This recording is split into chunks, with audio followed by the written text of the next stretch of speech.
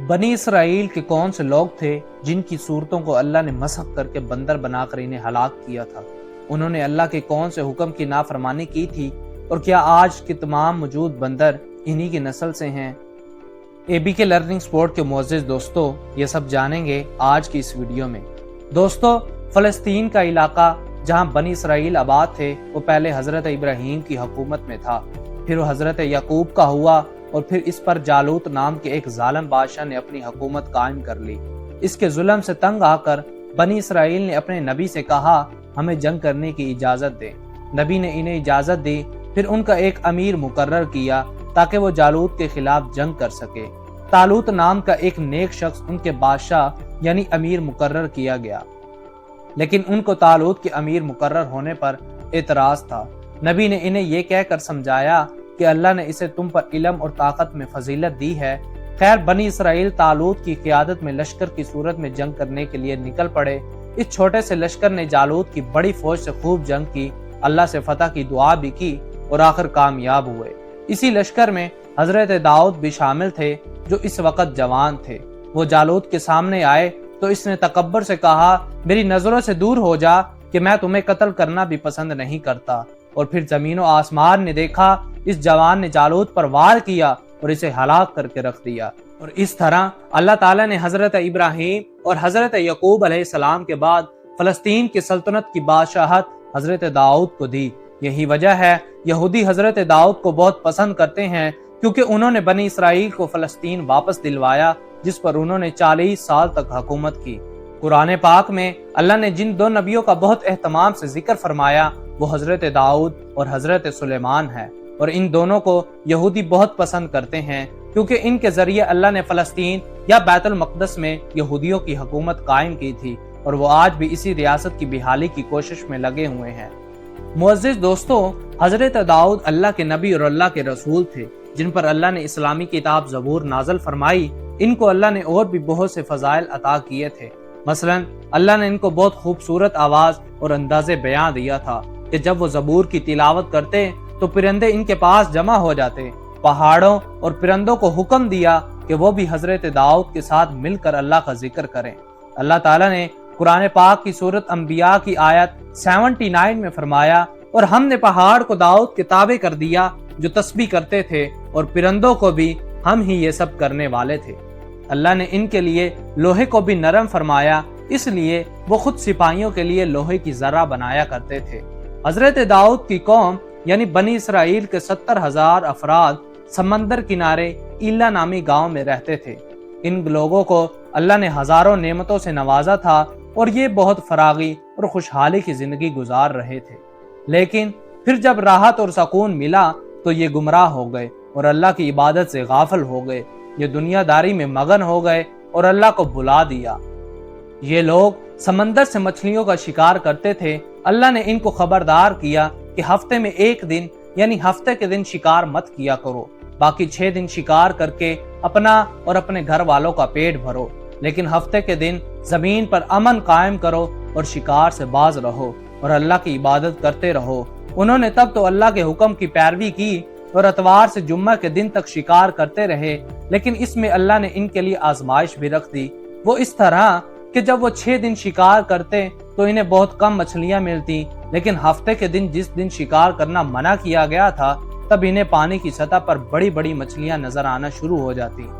इनके इसी लालच को शैतान ने अपने फायदे के लिए इस्तेमाल किया और इन्हें गुमराह करना शुरू कर दिया कि अगर मेरी नसीहत पर अमल करोगे तो कोई मछली भी तुम्हारे हाथ से नहीं निकलेगी। वो शैतान की बातों में आ गए। इसने डोर के साथ कांटा लगाया और शिकार की गर्ज से पानी में फेंक दिया, जिसमें मछली फंस गई। शैतान ने कहा, यह मछली फंसी रहे, तुम इसे इतवार के दिन निकाल लेना। इस तरह अल्लाह के हुक्म के मुताबिक हफ्ते की हुर्मत भी बरकरार रहेगी और तुम्हारा शिकार भी हाथ से नहीं निकलेगा। इसने यही करना शुरू कर दिया। वो हफ्ते के दिन शिकार करता, फिर इसे अगले दिन निकाल कर खाता। उसे देखकर बाकी लोगों ने भी यही काम शुरू कर दिया। शिकार करने के नए नए तरीके भी निकले। उन्होंने खुद से तालाब और हौज बना लिए जिसमें हफ्ते के दिन मछली फंस जाती, फिर वो अतवार को निकाल कर इसे खा लेते। इस बस्ती में अल्लाह के कुछ नेक लोग भी रहते थे। उन्होंने बाकी बस्ती वालों को खबरदार किया कि जो ये मछलियां तुम हफ्ते को पकड़कर اگلے دن کے لیے چھوڑ دیتے ہو، یہ دراصل ہفتے کا ہی شکار ہے، اور ہفتے کے شکار کو اللہ نے تم پر حرام قرار دیا ہے، لہٰذا اللہ سے ڈرو اور اس کے عذاب کو آواز نہ دو۔ لوگوں نے ان کا مذاق اڑانا شروع کر دیا اور کہا ہماری مرضی جو ہم مرضی کریں، اور ہفتے کے دن ہی مچھلیاں پکڑنا اور بیچنا شروع کر دی۔ پھر یہ بستی 3 گروہوں میں تقسیم ہو گئی۔ ایک گروہ ان سرکش اور نافرمان لوگوں کا جنہوں نے حکم خداوندی کی اعلانیہ مخالفت کی اور شیطان کے بہکاوے میں آ کر ہفتے کے دن شکار کرنا شروع کر دیا۔ ان کی تعداد تقریباً 12,000 تھی۔ دوسرا گروہ ان لوگوں کا جو ان کو منع کر کے اللہ کے عذاب سے خبردار کر رہے تھے، اور تیسرا گروہ ان لوگوں کا جو دل ہی دل میں انہیں برا کہتے تھے لیکن خاموشی اختیار کیے ہوئے تھے، اور منع کرنے والوں کو بھی کہتے تھے کہ تم لوگ ایسے لوگوں کو کیوں منع کرتے ہو جن کو اللہ سخت سزا دینے والا ہے۔ پھر جو اللہ کے نیک بندے تھے آخر ان لوگوں سے تنگ آ کر بستی کے بیچ میں ایک دیوار کھڑی کر دی۔ جو اللہ کے نافرمان لوگ ہیں وہ دیوار کے دوسری جانب چلے جائیں، اور جو اللہ کے حکم کے پابند ہیں وہ دیوار کے اس طرف آ جائیں، اور اس طرح سرکش لوگ ان لوگوں سے الگ ہو گئے۔ جو اللہ کے حکم کے پیروکار تھے، جب حضرت داؤد نے ان لوگوں کو اللہ کے عذاب سے ڈرایا لیکن وہ کھلے عام شکار کرنے لگے، حضرت داؤد نے غضبناک ہو کر ان پر لعنت فرما دی، جبکہ دوسری طرف کے لوگ اللہ کی حرام کردہ چیزوں سے باز رہے۔ جب دوسری جانب سے ان لوگوں کی آوازیں آنا بند ہو گئیں، ان میں سے کوئی شخص باہر نہیں نکلا، تب ان لوگوں کو تعجب ہوا۔ انہوں نے دیوار کی دوسری جانب دیکھا اور انہیں پتا چلا کہ اللہ نے ان لوگوں کی شکلیں مسخ کر کے انہیں بندر بنا دیا تھا۔ وہ لوگ نہ تو کچھ کھا سکتے تھے اور نہ ہی پی سکتے تھے۔ کہا جاتا ہے یہ لوگ دوسری جانب موجود اپنے رشتہ داروں کو پہچان کر ان کے پاس آتے تھے اور ان کے کپڑوں کو سونگھتے تھے اور زاروں قطار رونے لگ جاتے تھے۔ یہ لوگ 3 دن تک زندہ رہے، اس کے بعد سب کے سب ہلاک ہو گئے۔ تاریخ کے مطابق ان کی تعداد 12,000 تھی۔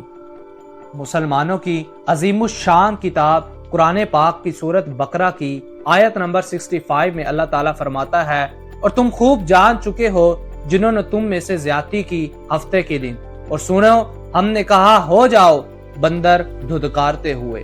حضرت عبداللہ بن مسعود سے صحیح مسلم میں منقول ہے، بعض لوگوں نے نبی کریم صلی اللہ علیہ وآلہ وسلم سے دریافت کیا کہ کیا اس وقت پائے جانے والے بندر اور خنزیر اسی مسخ شدہ قوم سے ہیں؟